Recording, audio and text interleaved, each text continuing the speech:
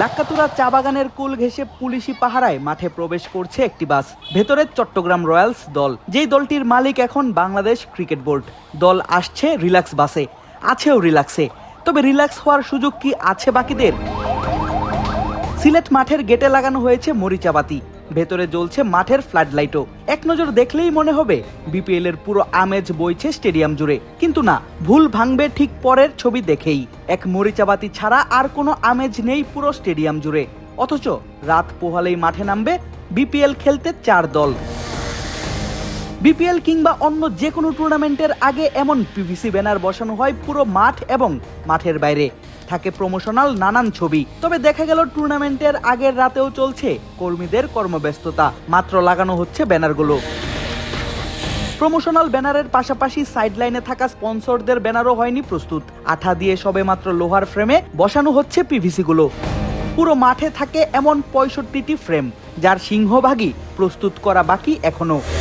কাজ বাকি বিভিন্ন প্রমোশনাল ব্যানার বানানোরও। সবে মাত্র কাটা হচ্ছে কাটআউট, সেগুলোকে বসানো হবে স্টেডিয়ামের ভেতরে বাইরে ওয়াকওয়েতে। কাজগুলো করা হয়ে থাকে টুর্নামেন্ট শুরুর বেশ আগেই। কিন্তু না, আগের রাতে যেন তাড়াহুড়ো সবকিছুতে, নেই কোনো সুস্পষ্ট পরিকল্পনার ছাপ। এবারের বিপিএল এ সিকিউরিটি নিয়ে রয়েছে অনেক চিন্তার কারণ। নিরাপত্তার জন্য ব্যবহৃত কাঁটাতারের ফ্রেমগুলোও বানানো হচ্ছে একেবারে আগের দিন।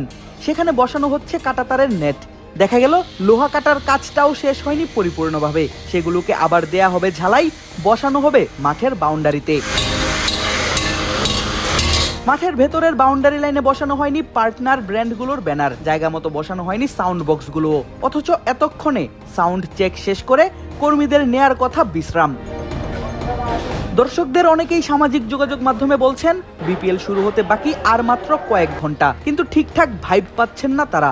আর এর পেছনের কারণ এমন অব্যবস্থাপনাই। প্রমোশন তো দূরে থাক, কাজই শেষ করতে যেন হিমশিম খাচ্ছে আয়োজকরা।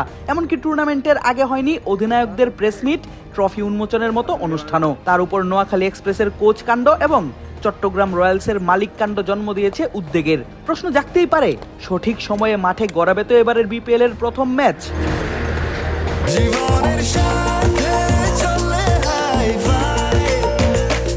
স্বাস্থ্যকর অল টাইম হানিকম, সব সময় all time healthy life.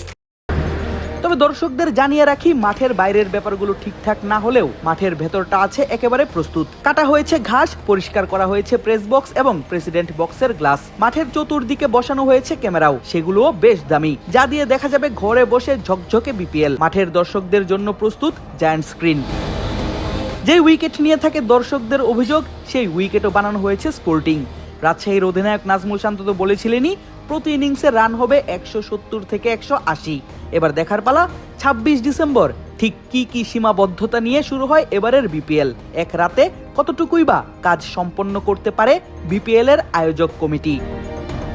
Sylhet আন্তর্জাতিক ক্রিকেট স্টেডিয়াম থেকে আদিব আশরাফ, ক্রিক ফ্রেঞ্জি।